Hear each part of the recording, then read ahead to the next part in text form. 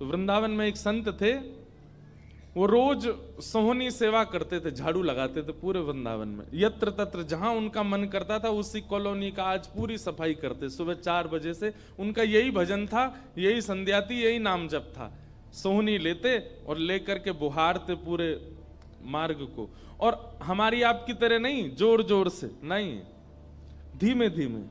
उनके मन में यह भाव था कि वृंदावन श्री प्रिया प्रियतम का ही स्वरूप है, इनके प्रति मैं रोष नहीं करूंगा, धीमे धीमे। और जब बुहारते थे तो अपने नेत्रों से ध्यान पूर्वक ब्रज की रज को देखते थे, कहीं कोई चिन्ह दिख जाए, कहीं किशोरी जी के चरण रज दिख जाए, कहीं ठाकुर जी के चरण दिख जाए। करते करते जब वर्षों बीत गए तो किशोरी जी के मन में भाव आया, हम नित्य रास के लिए वृंदावन में जाते हैं और पूरे वृंदावन को सुव्यवस्थित ये महात्मा करके रखते हैं, और इनकी एक ही अभिलाषा है कि हमारे चरण चिन्ह इनको दिख जाएं। एक दिन किशोरी जी ने उनको अपने चरण चिन्ह का दर्शन कराया। वो चरण चिन्ह देख करके उनके मन में विश्वास हो गया कि हे श्यामा जो चरण चिन्ह है, इसका मतलब चरण भी है, और चरण है तो मतलब आप भी हो। जब चरण चिन्ह तक ले ही आई हो तो आप अपने दर्शन भी करा दो। अब अगली उनकी स्थिति हो गई कि अब चरण चिन्ह नहीं, अब तो प्रत्यक्ष किशोरी जी को देखना है। लेकिन हमारे ब्रज की एक परंपरा है कि जब तक किशोरी जी की सखियां अनुमति नहीं देंगी ना, तब तक किशोरी जी के दर्शन नहीं हो सकते। इसलिए ललिता जी को मनाओ, विशाखा जी को मनाओ, यमुना जी को मनाओ, गोपेश्वर महादेव को मनाओ, सखियां जब रीझ जाएंगी तब किशोरी जी से मिलना होगा। वृंदावन रस अलग है। अभी हम 15 तारीख से जो कथा करने वाले हैं वो वृंदावन रस के ही ऊपर है। 15 से लेकर के 18 अप्रैल तक गांधी धाम कच्छ गुजरात में, जहां पर वृंदावन रसामृत पद लिखा गया, वहां उस कथा को आप लाइव सुनना, उसमें वृंदावन रस की ज्यादा चर्चा करेंगे। तो जब तक ललिता विशाखा आदि सखियां अनुमति नहीं देती तब तक किशोरी जी के दर्शन नहीं होते। लेकिन किशोरी जी तो चाहती हैं कि उनको दर्शन दें। तो एक दिन किशोरी जी ने रास करते करते अपना नूपुर वहीं छोड़ दिया,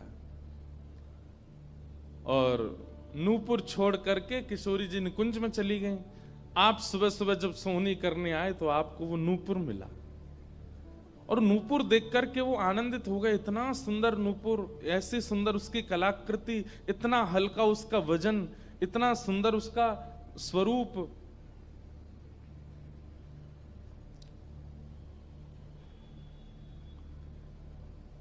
आपके मन में भाव आया कि कोई बड़े घर की लाली होगी, उसका रह गया होगा, मैं रख लेता हूं, कभी कोई मिलेगा मांगने आएगा कि भाई हमारा नूपुर दो तो मैं दे दूंगा। आपने वो नूपुर अपने पास रख लिया। नूपुर से दर्शन किशोरी जी ने कईयों को कराए। इसलिए वृंदावन में जब चला कीजिए ना, बहुत ध्यान पूर्वक देखते हुए पृथ्वी को चला कीजिए, क्या पता क्या मिल जाए।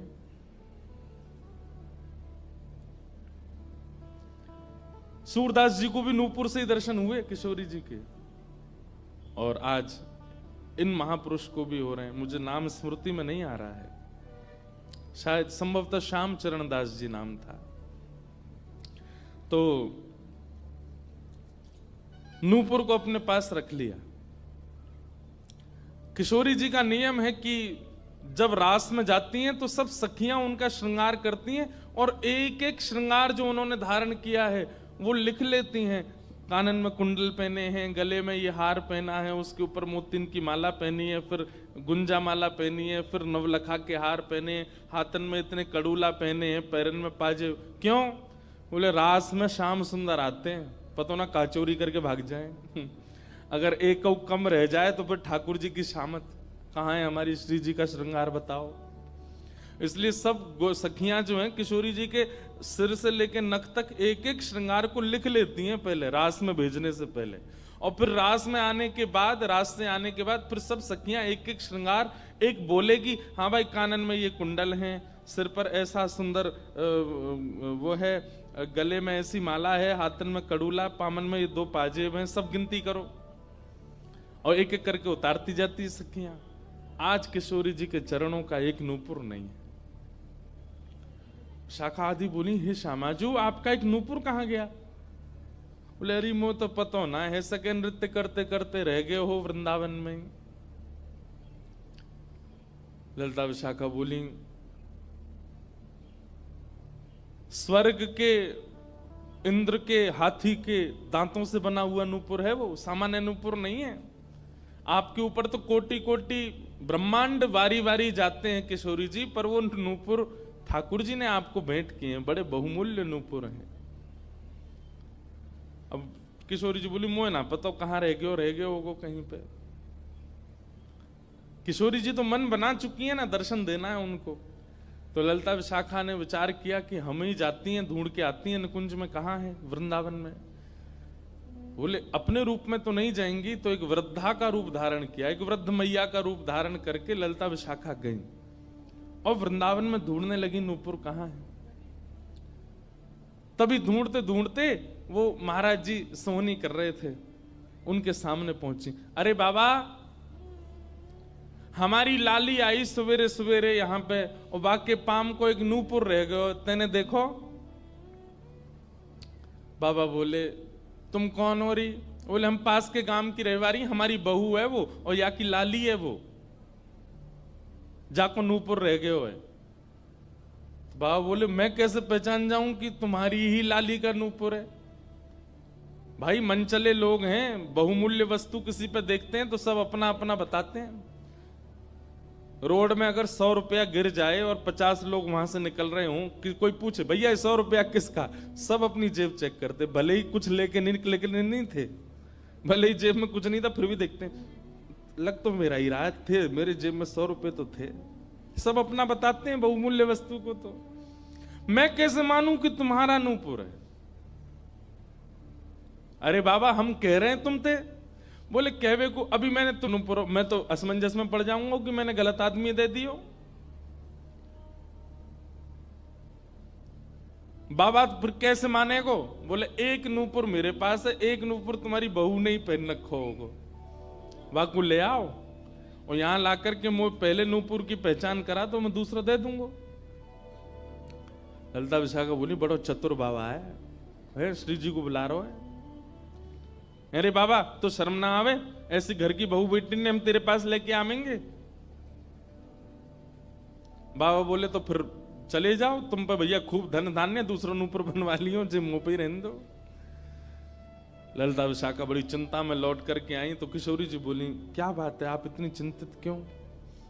बोले एक बाबा है, बाने आपको नूपुर धल लियो, यूं कह रहा है कि पहले जिनके पास एक नूपुर है उनको लेके आओ तब दूसरा दूंगा। तो श्री जी बोली इसमें क्या देर है, फिर ले चलो, चलते हैं ना। विशाखा जी समझ गई, बोले हे ललिता जी ये सब लीला किशोरी जी कर रही हैं, इनको दर्शन देना है उनको, और हमसे और आपसे स्पष्ट कह नहीं सकती, क्योंकि हम तो फिर सबको परखने लगती है ना कि इसमें कोई दोष तो नहीं, इसमें क्या गुण है। इसलिए किशोरी जी सीधे हमसे नहीं बोल करके और ये लीला कर रही हैं, इनको ले चलो। और किशोरी जी आई वृंदावन और महात्मा बैठे सोहनी कर रहे थे, और सामने से जैसे ही किशोरी जी को आते हुए देखा, बाबा ले हमारी बहू आ गई, अब नूपुर दे दे, देख या को नूपुर भी वैसा ही है। बाबा बोले मेरी आंख की कमजोर है ने, दूर से दिखना रही, पास लाके हाथ से स्पर्श कराओ। ललिता विशाखा बोली बाबा तो शर्म ना आ रही अपनी बहू को स्पर्श करा में? तो बोले चरण स्पर्श करावे में कहा देर, ले आओ। किशोरी जी समीप गई, जैसी चरण स्पर्श किए अपने हाथों से नूपुर पहना करके लिपट गए चरणों से। हे किशोरी जी, हे श्यामाजू, अब कृपा करो, मैं जानूं ना तो ये दोनों कोई बूढ़ी मैया हैं और ना आप इनकी बहू, आप साक्षात किशोरी और ये ललिता विशाखा है, अब मुंह पे कृपा करो।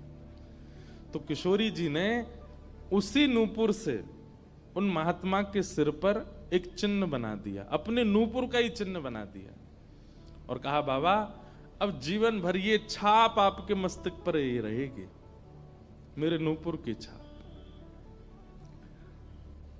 उन महात्मा के मस्तिष्क पर जैसे हमारे तिलक दिखता है, ऐसे प्रत्यक्ष नूपुर की छाप प्रत्यक्ष सबको दिखने लगी। अब ये तो थी उनके ऊपर कृपा, लेकिन इससे क्या हुआ कि वे महात्मा लौट करके जब अपने आश्रम आए तो उनके गुरुजी ने जब उनके माथे पर देखा तो वो बोले, ए तुमने अपने गुरु के द्वारा दिया हुआ चिन्ह बदल दिया? हमने जो तुमको तिलक दिया तुम वो क्यों नहीं लगाते, ये क्या लगाए घूम रहे हो। तो हाथ जोड़ के निवेदन किया, गुरुजी ये कोई तिलक नहीं है, ये कोई चिन्ह नहीं है, ये तो मेरी किशोरी जी ने कृपा करके अपने नूपुर का चिन्ह मुझे दे दिया है। तो गुरुदेव बोले, हाँ तू बहुत बड़ा भक्त है ना, किशोरी जी आकर के तुझको चिन्ह देंगी। कोई माने नहीं, सब बोले जाओ इसको मिटा के आओ, और जो मैंने तुमको चिन्ह दिया है वो लगाओ। अब पहले तो उनके हाथ कांपे कि मैं इसको कैसे मिटाऊं, लेकिन गुरु आज्ञा से ऊपर कोई नहीं। देखो ये गुरु निष्ठा होती है। किशोरी जी ने भले ही चिन्ह दिया, लेकिन गुरु आज्ञा है तो ठीक है। गए यमुना जल से, सुबह से शाम हो गई मिटाते मिटाते, लेकिन वो चिन्ह मिटा नहीं उनसे। शाम को लौट करके आश्रम आए तो गुरुजी बोले, मैंने तुझे सुबह टोका था ना ये चिन्ह मिटा के आ, और तू अभी भी नहीं मिटा रहा। बोले गुरुजी मैंने प्रयास तो बहुत कर लिया लेकिन ये मिट नहीं रहा है। तब भी उनके गुरुजी माने नहीं। अब तो महाराज ये होने लगा कि गुरुजी को इतना क्रोध आ गया कि ये इतना हट कर रहा है कि हमारे द्वारा दिया गया तिलक चिन्ह उसको अस्वीकार करके और ये मनमुखा चिन्ह लगाए घूम रहा है माथे पर। गुरुजी ने सब अपने परिकर के लोगों को बैठा करके पंचायत करी आश्रम में। बोले इसको निकालो, जब हम में श्रद्धा नहीं, हमारे स्वरूप में श्रद्धा नहीं, हमारे तिलक में श्रद्धा नहीं, तो क्यों रहता है यहाँ पे। वो रोते रोते बोले गुरुजी मैं सत्य बोल रहा हूं, ये किशोरी जी ने चिन्ह दिया है और मैं खूब प्रयास कर रहा हूं, नहीं तो आप प्रयास कर लीजिए, ये मिट नहीं रहा है। अच्छा अब हमसे चाहता है कि हम तेरे माथे को छू करके मिटाएं, नहीं माने। तब उन्होंने नेत्र बंद करके किशोरी जी का स्मरण किया, हे श्यामाजू मैं किसी को प्रमाणित ये नहीं करवाना चाहता कि आप मुझे मिली हो, पर मेरे गुरु के चित्त में मेरे प्रति अविश्वास आ रहा है, इसके लिए कोई आप लीला करो। तो भगवान के सखा श्री सुबल जी की ये आराधना करते थे। ये जो महापुरुष थे ये ठाकुर जी के सखा सुबल का चिंतन करते थे कि कभी मैं ठाकुर जी से मिलने का मन हो तो सुबल, जैसे भगवान के सखा है ना, तनसुका मनसुका धनसुका मधुमंगल श्रीदामा सुबल, तो ये सुबल का चिंतन करते थे कि सुबल कभी कृपा करेंगे तो मुझे ठाकुर जी से मिला देंगे। ऐसे सखियों का चिंतन करते हैं किशोरी जी के दर्शन करने वाले, और सखाओं का चिंतन करते हैं ठाकुर जी का दर्शन करने वाले। तो इस सुबल का चिंतन करते थे। तो किशोरी जी ने सुबल को बुलाया। सुबल आए, श्यामाजू आज्ञा करो। बोले आपको हमारा एक काम करना है। एक महात्मा पर हमने कृपा करके उसको अपने नूपुर का चिन्ह दिया है और उनके गुरुदेव को विश्वास नहीं हो रहा कि ये चिन्ह हमने दिया है, इसलिए वो आपकी आराधना करते हैं, आपको बहुत बचते हैं। आप जाकर के हमारी तरफ से ये प्रमाण दे दो कि हमने चिन्ह दिया, क्योंकि उस सभा में कई लोग ऐसे हैं जिनको मेरे दर्शन का अधिकार नहीं है और मैं तो जाना चाहती हूं पर ये ललिता विशाखा मुझे जाने नहीं देंगी, इसलिए आप जाकर के वहां प्रमाणित कर दो कि ये चिन्ह मैंने दिया है। तब भगवान के सखा सुबल साक्षात उस आश्रम में प्रकट हो गए और प्रकट होकर के जैसे देखा दिव्य देह, दिव्य तनु, दिव्य तेज निकल रहा है, सबने प्रणाम किया। बोले कि ये आपका परिचय। बोले मैं भगवान का सखा सुबल हूं। देख करके सबने बोले आप कैसे आए। बोले हे गुरुदेव आप अपने शिष्य पर इतने रोष कर रहे हो, ये चिन्ह ये किशोरी जी ने ही इनके माथे पर पधराया है, आप इनके ऊपर नाराज मत हो। अब सुबल प्रमाणित करके चले गए। अब क्या हुआ, गुरु जी को आत्मग्लानि होने लगी। बोले मैं गुरु हूं और मेरे चेला को ठाकुर जी मिल गए, श्री जी मिल गई और मुझे विश्वास नहीं हुआ। तब गुरु जी ने अपने गुरुजनों को, अपने श्रेष्ठ जनों से जाकर के कहा कि मुझसे अपराध बना है। ठीक है, गुरु शिष्य के ऊपर क्रोध कर सकता है, उसका कोई दंड नहीं होता, पर किशोरी जी के द्वारा कृपा की गई, मैंने उस पर प्रश्न चिन्ह उठा दिया, इसका तो मुझे दंड मिलना चाहिए। तब सब रसिक जनों ने विचार किया। बोले इसका क्या दंड दें। तो बोले आप एक काम कीजिए, दंडोत्सव कीजिए। दंडोत्सव। बोले दंडोत्सव में क्या करना है। बोले आज तक जितनी तुम्हारे पास जमा पूंजी है सब संतों की, भक्तों की सेवा में लगा करके और आनंद से सुंदर भंडारा करो, सुंदर नाम संकीर्तन करो, सुंदर अपने घर पर एक उत्सव रखो और उसमें जितने महापुरुष आए सबको दंडवत प्रणाम करते करते सबसे क्षमा मांगो और फिर जब सब तुम्हारा धन संपत्ति अब तक जितनी कमाई वो सब संतों की सेवा में लग जाए, फिर उन संतों से कृपा प्रसादी मांगो कि आप सब मुझे क्षमा कर दो। इस प्रकार से दंडोत्सव करो। तो जिन्होंने ये भाव कहा है उनको ये दंडोत्सव करना है।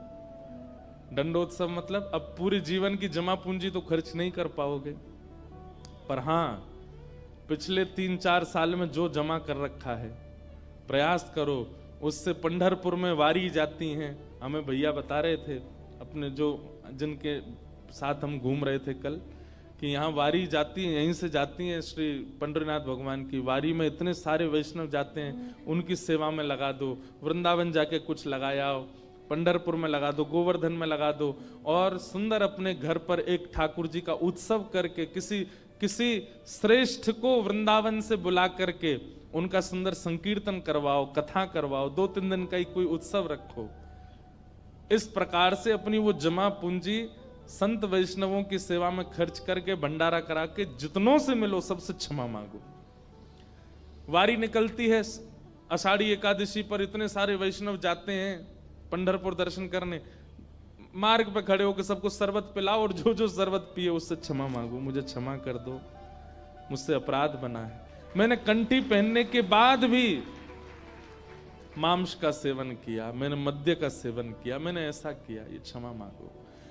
असंख्य भक्त एक साथ जब आपको क्षमा करेंगे तब आपका ये अपराध पूर्ण होगा। इसी को कहते हैं दंडोत्सव। तो फिर कथा पूरी करें। वो महाराज जी को सब लोगों ने कहा तुम दंडोत्सव करो, तो उन्होंने कहा ठीक है, मैं अगले 7 दिन के लिए दंडोत्सव करूंगा। ब्रज में जितने भी संत आवेंगे ब्रज की सीमा पर खड़े होकर के सबको माला पहना करके सबको सत्कार के साथ लाया जाए। आश्रम में उनकी रहने की सुंदर व्यवस्था, प्रसाद की व्यवस्था, और नाम संकीर्तन अखंड चले 24 घंटा 7 दिन तक, और खूब भंडारा चले, और जितने महापुरुष हैं सबसे क्षमा मांगनी।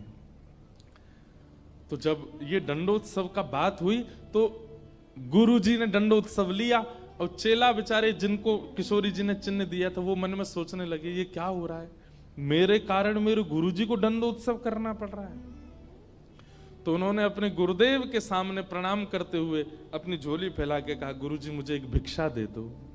तो क्या चाहिए? बोले जो दंडोत्सव आप करना चाह रहे हैं वो मुझे करने दीजिए, आप विराजिए, आपकी जगह मैं करूंगा, मैं शिष्य हूं आपका। तो बोले नहीं नहीं, अपराध हमने किया तो तुम क्यों करोगे? बोले गुरुजी बस यही कृपा चाहिए। तब बड़े संतों ने मिलकर के सबने कहा कि भाई देखो शिष्य कर सकता है, अगर इनकी इच्छा है तो ये करने दो। तो फिर गुरुजी का दंडोत्सव उन्होंने ही किया जिनको चिन्ह किशोरी जी ने प्रदान किया था, दंडोत्सव मनाया। इस प्रकार भैया जिनसे ये अपराध बन जाता है ना, कभी कंठी माला पहनने के बाद अपराध बन जाता है, किसी वैष्णव के प्रति कुभाव बन जाता है, किसी तीर्थ में जाकर के कोई पाप बन जाता है, उनको ये सब दंडोत्सव करने चाहिए। अपनी कोई पैसा खर्च कराने के लिए नहीं कह रहे हम, लेकिन हाँ जितना हो सके वैष्णवों की सेवा करके, अब चाहे वो धन लगा के करनी पड़े, चाहे तन से करनी पड़े, चाहे मन से करनी पड़े। पर लोग बड़े कंजूस हैं आजकल। बोले कि महाराज जी आपने मन से सेवा भी तो कही है, कोल्हापुर में बैठे बैठे आंख बंद करके यहीं संतों की सेवा कर देंगे, इनके पाम पूछ दिए, 5000 रुपये हमने दक्षिणा में दे दिए, ले खर्च भी नहीं हुए, मन से सेवा भी हो गई। तो इसलिए दंडोत्सव करो।